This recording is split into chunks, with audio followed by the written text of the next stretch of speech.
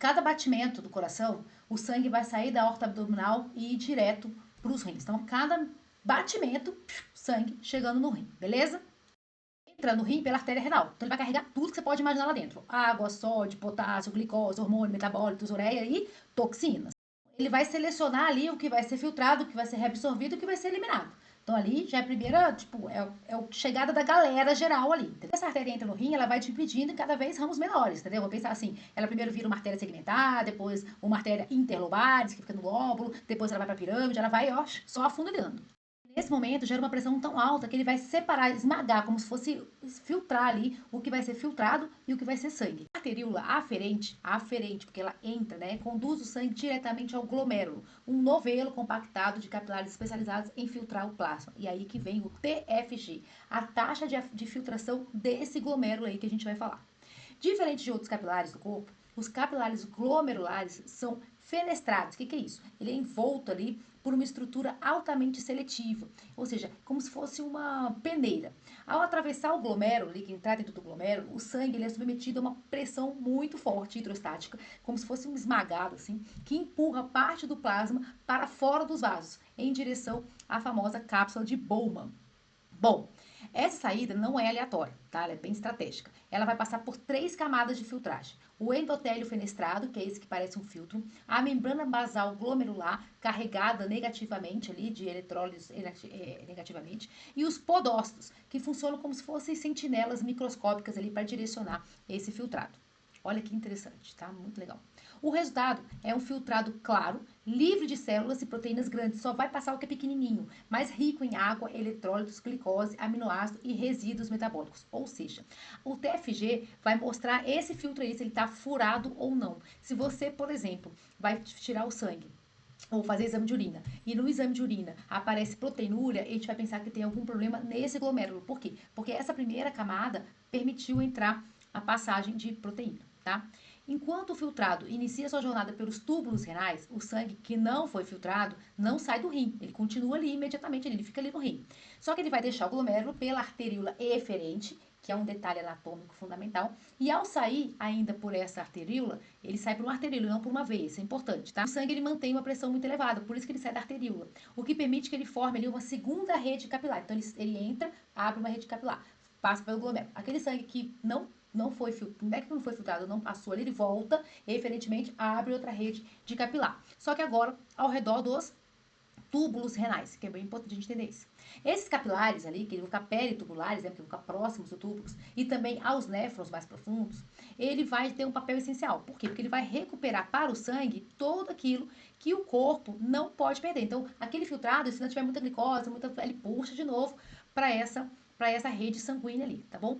O filtrado que acontece dentro do túbulo, contorcido, proximal, porque saiu do glomérulo proximal, tá? O filtrado, agora dentro do túbulo com torcida proximal, começa a ser intensivamente modificado, ele agora vai mudar. Nesse ponto, o rim ele vai agir com uma certa generosidade. Por quê?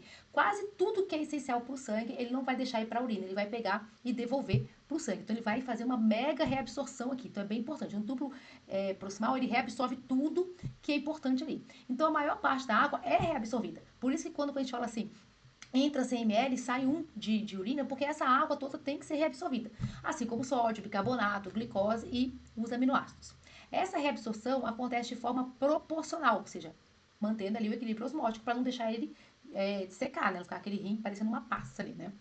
Ao mesmo tempo, aquelas substâncias que são indesejáveis, né, como íons de hidrogênio, fármacos, toxina, né, aqueles medicamentos que foi metabolizado no rim que você quer botar embora, eles são ativamente secretados para dentro do túbulo, refinando ainda mais o conteúdo do filtrado. Então, toda essa coisa roxa, verde ali, ó, ele vai direto para o túbulo ali para ele poder ser eliminado, tá bom?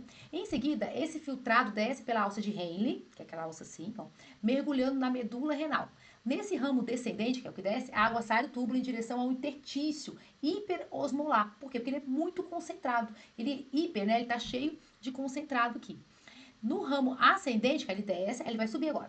Ocorre o oposto, né? Sódio, potássio, cloreto, eles são retirados dessa água que não acompanham, né? Para poder ele voltar ao que ele era. Né? Esse mecanismo ele vai criar um gradiente osmótico medular que permite ao rim concentrar ou diluir a urina, conforme a necessidade do organismo. Ou seja, se eu precisar, se a minha urina estiver muito, digamos assim, eu tenho pouca água, aí ele vai puxar mais água para virar urina. Se eu tenho muita água, aí ele devolve a água pro sangue e produz menos urina, assim, né? Dilui menos ali, né? Quer dizer, dilui mais, né? Ao alcançar o túbulo contorcido distal, o filtrado já está muito diferente do que era ao sair do glomérulo. Aqui os ajustes já ficam mais finos. Então o rim começa a regular a reabsorção de sódio, de cálcio, isso de acordo com a influência hormonal, preparando o conteúdo tubular para decidir ao final o que vai ser eliminado, o que vai ser reabsorvido. Essa decisão vai acontecer no túbulo coletor, que ele vai coletar o restinho do filtrado para decidir o que vai virar urina ou não. Por meio de hormônios como a aldosterona, né, o ADH, que é o hormônio antidiurético que acontece à noite. Então, o antidiurético, o que ele pensa? Ele fala assim, não, essa água tem que voltar para o corpo. Ele não deixa ser eliminada. Né? A aldosterona já controla o contrário, vamos botar mais água para ser eliminada. Então, ele define ali qual água que será reabsorvida, qual água será eliminada. Se o corpo precisar conservar mais volume, então a gente vai ter ali a aquaporina, são abertas, né, que vai abrir mais, e a urina se concentra, ou seja, ele puxa mais água e deixa a urina mais concentrada. Se eu tenho excesso de líquido, a água é deixada seguir seu caminho ali para diluir mais essa urina. Enquanto isso, gente, o sangue que percorreu os capilares ao redor dos túbulos vai sendo progressivamente reunido em veias, aí são as veias maiores. As veias peritubulares. Então, as arterias foram lá, fizeram o que tem que fazer no rim, né? Deram sangue, reabsorveram, deram água, reabsorveram. E agora as veias vão converger para as veias interlobulares, pelo lóbulo, né? E depois elas vão ficar arqueadas, assim, até o final, para chegar na veia renal. Então, ele vem pela artéria renal, volta pela veia renal. Então, é importante. Essas veias ali, ela vai levar de volta à circulação sistêmica o sangue depurado, então aquele sangue que já foi filtrado. Em composição, ajustando as necessidades do corpo naquele momento. Então, assim, o sangue entra para ser filtrado, né? Ali dentro vai acontecer aquela mistura de absorve, não reabsorve, manda sódio, pega sódio, leva sódio, põe água, tira água. O que sobrar ali, que já está limpinho, ele volta para a veia para ir para o corpo, para circular no corpo. No final dessa jornada, aquilo que restou no túbulo coletor é só água, eletrólitos em excesso e os metabólicos, os resíduos, as toxinas que vão ser eliminada e vão ser transformadas em urina final, para seguir aí para pelve renal, ureter, bexiga e por fim ela vai ser eliminada como a gente já sabe, tá? Só que a gente tem que pensar o seguinte, a cada minuto, silenciosamente os rins repetem esse percurso milhares e milhares e milhares de vezes, garantindo aí um equilíbrio e limpeza de sobrevivência. Por isso que a gente fala que a taxa de filtração glomerular por minuto, então quantos ml de urina a gente produz por minuto. E aí vem uma dúvida, né? Tá aí, como é que a urina é amarela? O que acontece? O xixi é amarelado porque ele tem um pigmento chamado urocromo, que também é conhecido como urobilina, né? Que é um pigmento que ele não vem do rim em si, mas de um processo normal de renovação do sangue. O que acontece? Quando a hemácia morre, ela gera uma apoptose, ela perde a coloração vermelha, ela fica com uma coloração mais amarelada. Então, essa limpeza, né, quando eu vou passar o sangue ali, que eu vou filtrar, que eu vou tirar o que é ruim, eu vou acabar eliminando algumas hemácias ali, que já não estão funcionando, elas têm essa cor mais amarelada, né? Então, todo dia o corpo vai reciclar bilhões e milhões de hemácias envelhecidas que perderam essa coloração. E quando uma hemácia morre, a hemoglobina que ela é carregada, ela é quebrada. E aí, essa hemoglobina quebrada, porque hemo, que é o grupo M ali, ele é o de ferro, que dá a cor vermelhinha, né?